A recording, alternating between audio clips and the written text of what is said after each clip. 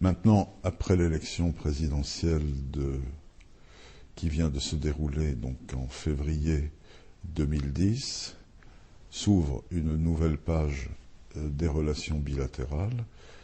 Elle a été marquée évidemment par l'investiture du nouveau président d'Ukraine et aussi par le message de félicitations que lui a adressé le président de la République française, confirmant la ligne politique constante de la France qui est de développer un partenariat stratégique important avec une Ukraine forte, une Ukraine démocratique, une Ukraine qui se réforme pour se développer. C'est ce que nous souhaitons faire et ce que, je peux dire, nous nous apprêtons à faire avec votre pays. Un autre, évidemment, ce substrat, ces relations politiques ne peuvent avoir de réalité tangible que si leur développement s'accompagne aussi des progrès faits dans la coopération économique en particulier, mais dans d'autres domaines également, culturels, scientifiques, administratifs, techniques. Pour ce qui est des relations économiques, les entreprises françaises, et comme ambassadeur dans votre pays, ambassadeur français dans votre pays, je ne peux que m'en réjouir, les entreprises françaises montrent un intérêt croissant pour le marché ukrainien et ne se laissent pas impressionner par les conditions de crise économique et financière qui atteignent tous les pays en Europe depuis 1 an et demi, 2 ans. Malgré cela, elles viennent de plus en plus nombreuses, non seulement prospecter le marché ukrainien, mais investir ou élargir des investissements qu'elles auraient déjà faits de manière préalable. Et tous les grands domaines d'activité là sont concernés, que ça aille de l'agroalimentaire au transport, à l'aéronautique, à l'industrie et notamment tout ce qui touche à la chimie et aux laboratoires pharmaceutiques, mais aussi à d'autres activités économiques de caractère plus commercial, comme la pénétration et la vente de produits industriels français sur le marché ukrainien. Par exemple, l'automobile peut être citée. Au-delà de cela, alors je voudrais rappeler quand même que pour l'économie, depuis 2 ans, et malgré encore une fois des conditions difficiles de crise économique et financière, les entreprises françaises viennent plus nombreuses.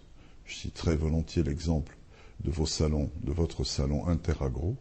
En 2008 et en 2009, le plus grand pavillon était le pavillon français et le nombre des entreprises concernées s'est accru d'une année sur l'autre, ce qui est un excellent signe. On peut aussi parler de l'intérêt de beaucoup de firmes françaises pour contribuer à la préparation du championnat d'Europe 2012 des nations pour le football et tout ce qui touche non seulement là au domaine de la construction, des transports, mais aussi à la gestion des grands événements sportifs qui impliquent des masses de spectateurs. Nous sommes présents et nous coopérons avec des partenaires ukrainiens.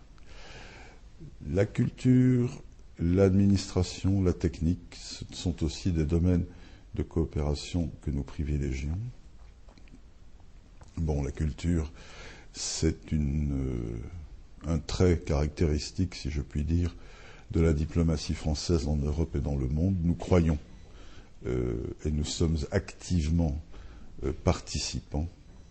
Nous croyons à la vertu des manifestations, des échanges culturels. Il faut que les Ukrainiens connaissent mieux ce qu'on est capable de produire et de proposer, mais il faut aussi que les Français connaissent davantage ce qu'est l'Ukraine, quelle est la nature de sa vie artistique et culturelle, et nous y contribuons chaque année, par exemple chez vous, avec le Printemps français en Ukraine, avec aussi les Semaines de la francophonie et avec nos nombreux festivals de cinéma, que ce soit à l'automne, au printemps organisées à Kiev et dans les régions. J'insiste là-dessus.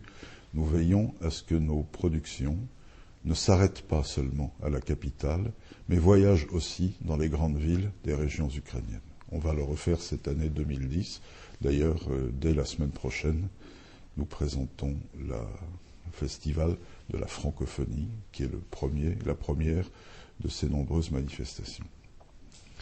Et enfin, coopération, alors le public le sait moins souvent, c'est probablement moins intéressant, mais en matière administrative, c'est-à-dire quelle aide nous pouvons apporter, quelle expérience nous pouvons partager avec ce qui fait l'administration nationale, régionale ou locale en Ukraine, quelles expériences on peut proposer, de reprendre, quelles erreurs on peut demander d'éviter, parce qu'on a nous-mêmes fait dans le passé un certain nombre d'expériences qui ne se sont pas révélées toujours heureuses.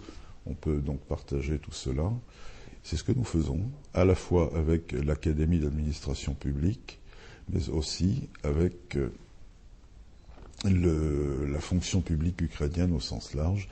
Et je me réjouis de ce qu'il y ait plusieurs coopérants français venus d'administrations françaises, que ce soit ministère de l'Intérieur, ministère de la Défense, ministère pour la fonction publique, mais aussi par exemple dans des domaines de santé ou d'agriculture ou de justice.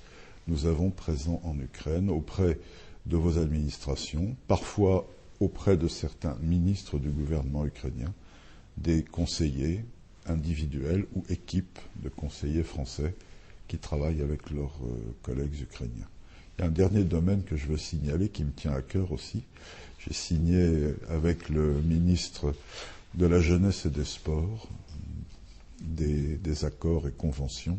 Je crois beaucoup à l'utilité des échanges en matière de jeunesse, d'éducation et pourquoi pas d'échanges sportifs, parce que c'est le meilleur investissement d'avenir à faire en direction de la jeunesse d'une part, et d'autre part, tout le monde sait bien que des manifestations sportives ayant un certain retentissement contribuent probablement mieux que ce que peuvent dire les ambassades et les ambassadeurs à une meilleure connaissance réciproque. Voilà. Merci de votre attention et plein succès pour vous.